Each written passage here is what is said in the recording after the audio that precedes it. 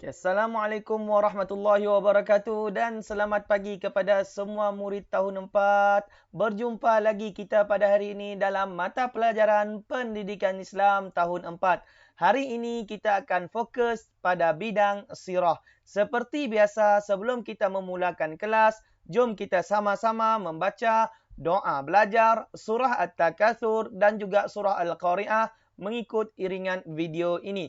Jom sama-sama kita baca. Pertama sekali kita akan baca doa belajar. Allahumma aftah alaina hikmataka waishur alaina min khazaini rahmatika ya arhamar rahimin.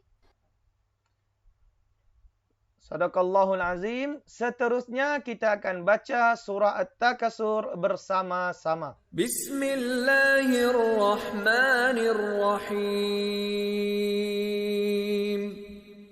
ألهاكم التكاثر حتى زرتم المقابر كلا سوف تعلمون ثم كلا سوف تعلمون كلا لو تعلمون علم اليقين لترون الجحيم ثم لترونها عين اليقين ثم لتسألن يومئذ عن النعيم.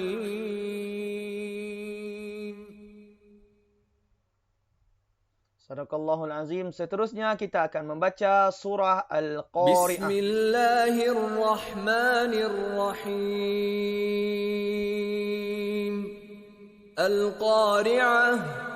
Mal-Qari'ah. Wa ma adraka mal-Qari'ah. Yawma yakunun nasu kal-farashil mabthuth. وتكون الجبال كالعهن المنفوش فأما من ثقلت موازينه فهو في عيشة راضية وأما من خفت موازينه فأمه هاوية وما أدراك ما هي نار حامية. Sadaqallahul azim. Alhamdulillah kita sudah membaca doa belajar surah At-Takatsur dan juga surah Al-Qari'ah. Jadi kita akan teruskan pembelajaran kita pada hari ini.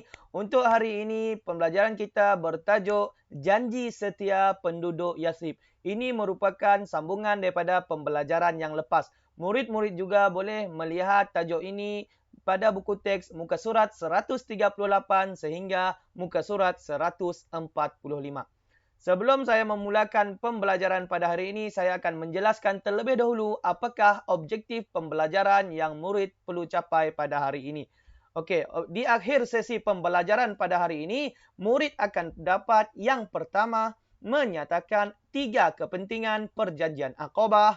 Yang kedua, menyatakan 3 iktibar perjanjian Aqabah. Dan yang ketiga ialah menjawab soalan kuisis setelah selesai melihat video pembelajaran ini. Jadi, sebelum saya meneruskan pembelajaran, saya nak buat satu soalan ataupun 2 soalan ulang kaji bagi memberi ataupun mengingati kembali pembelajaran yang lepas. Saya akan bagi 2 soalan dan murid sama-sama fikir untuk jawab supaya masih ingat pembelajaran kita yang lepas. Okey, soalan saya yang pertama. Apakah nama lain bagi Yathrib? Saya ulang balik. Apakah nama lain bagi Yathrib? Okey, cuba murid-murid ingat balik. Yathrib ada satu nama yang lain. Dan nama ini selalu kita dengar. Coba ingat. Mungkin ada yang dapat jawab. Jawapannya adalah Madinah. Betul. Siapa yang jawab betul, saya ucapkan tahniah. Madinah. Itulah nama lain bagi Yathrib. Okey, seterusnya soalan yang kedua. Mengapakah perjanjian ini dinamakan perjanjian Aqabah? Saya ulang balik. Mengapakah perjanjian ini dinamakan sebagai perjanjian Aqabah? Kalau ingat balik, dalam tajuk ini kita sudah belajar mengenai perjanjian Aqabah. Mengapakah perjanjian Aqabah diberi nama sebagai Aqabah? Cuba ingat, dia berkenaan dengan nama sesuatu. Bersempena dengan sesuatu nama. Apakah ia? Mungkin saya tahu, mungkin ada yang sudah tahu jawapannya. Tahniah saya ucapkan. Jawapannya adalah bersempena dengan nama tempat perjanjian.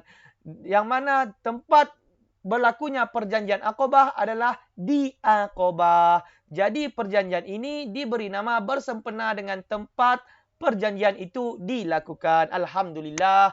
Mungkin ramai yang sudah tahu mengenai perjanjian Aqabah dan sudah mula ingat semula pembelajaran yang lepas.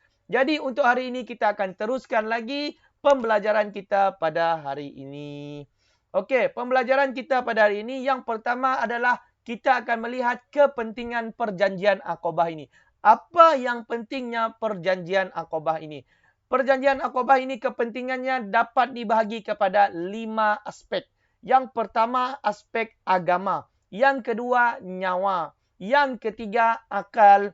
Yang keempat, harta. Dan yang kelima adalah maruah. 5 aspek ini sangat penting dan mempengaruhi perjanjian Aqabah. Kita akan tengok 5 aspek ini. Macam mana pentingnya perjanjian Aqabah ini dalam 5 aspek ini. Okey, kita pergi kepada aspek yang pertama, iaitu agama. Apa pentingnya perjanjian Aqabah ini kepada agama? Yang pertama, dapat menghindarkan diri daripada syirik dan kekufuran. Jika ingat lagi, dalam perjanjian Aqabah adanya satu perjanjian yang mana kaum Madinah, orang Madinah berjanji tidak akan menyembah Tuhan selain daripada Allah. Jadi secara tidak langsung mereka terhindar daripada syirik dan kekufuran. Seterusnya, kecintaan kepada Nabi Muhammad sallallahu alaihi wasallam semakin bertambah. Dalam perjanjian Aqabah juga ada disebut yang bahawa mereka mesti setia kepada Nabi Muhammad dalam apa jua keadaan. Jadi secara tidak langsung ini menambah kecintaan mereka kepada Nabi Muhammad sallallahu alaihi wasallam dan ini menjadikan mereka menjadi lebih cinta kepada Nabi Muhammad. Seterusnya, kita tengok daripada segi nyawa, iaitu aspek nyawa. Apa kepentingan perjanjian Aqabah ini terhadap nyawa? Yang pertama, nyawa terpelihara dan dihargai. Kenapa dikatakan perjanjian Aqabah ini mampu memelihara ataupun memelihara dan menghargai nyawa? Kerana sebelum perjanjian Aqabah dilakukan, penduduk Madinah semua tahu penduduk Yasrib sering bergaduh dan juga membunuh anak perempuan. Apabila perjanjian Aqabah termeterai, maka mereka tidak lagi membunuh anak perempuan. Ini secara tidak langsung sudah memelihara nyawa mereka. Seterusnya, keselamatan manusia terjamin. Daripada segi yang saya cakap tadi, contoh yang saya cakap ini juga menjamin keselamatan mereka di Madinah. Okey, seterusnya kita pergi pada aspek akal. Aspek akal iaitu terpelihara. Yang pertama, pentingnya perjanjian Aqabah ini ialah terpelihara daripada anasir yang merosakkan akal dan fikiran. Apabila datangnya perjanjian Aqabah, maka Islam menganjurkan dalam perjanjian Aqabah itu amar ma'ruf nahi mungkar ataupun dikenali sebagai menyeru kepada kebaikan dan menolak kepada kemungkaran. Jadi ini secara tidak langsung sudah membasuh ataupun memberi fikiran dan akal baru untuk sentiasa berbuat baik dan menolak segala kemungkaran. Seterusnya, memuliakan kedudukan manusia sebagai khalifah Allah di muka bumi ini. Jadi dalam perjanjian Aqabah ini juga mampu memuliakan kedudukan manusia. Kerana dalam perjanjian Aqabah ini, manusia diangkat taraf. Sebagai contohnya, perempuan yang sebelum ini, anak perempuan yang dianggap sebagai sial dan dibunuh. Tetapi dalam perjanjian Aqabah, Islam melarang mereka untuk membunuh anak perempuan. Maka ini sudah mengangkat dan memuliakan kedudukan manusia. Manusia bukan hanya kepada jantina. Jantina tiada beza, semuanya sama. Semuanya mulia di muka bumi ini.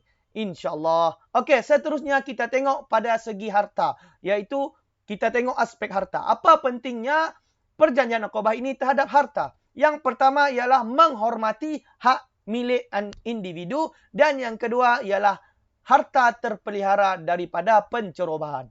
Dalam perjanjian Aqabah, jika kamu ingat juga, perjanjian Aqabah melarang mereka untuk mencuri. Tidak mencuri pada perjanjian Aqabah pertama. Maka apabila perjanjian Aqabah sudah termeterai, tiada lagi kes curi dan secara tidak langsung sudah menghormati hak milik individu dan memelihara harta mereka.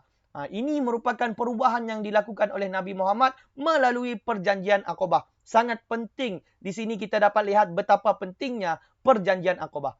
Dan kita tengok aspek yang terakhir, iaitu maruah.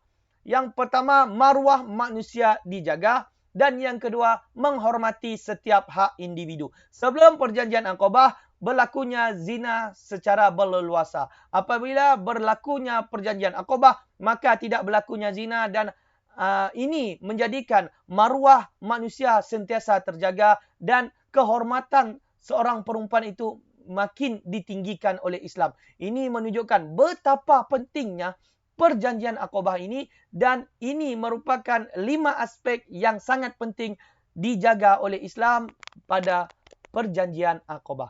Okey, kita sudah selesai pada kepentingan perjanjian Aqabah. Sekarang kita tengok pula iktibar perjanjian Aqabah. Apa yang kita boleh pelajari daripada perjanjian Aqabah ini? Yang pertama ialah pertumpahan darah dapat dielakkan. Apabila perjanjian Aqabah ini dilakukan, mereka saling berdamai dan tidak ada lagi pergaduhan. Sebelum ini, sebelum Islam masuk, semua bergaduh.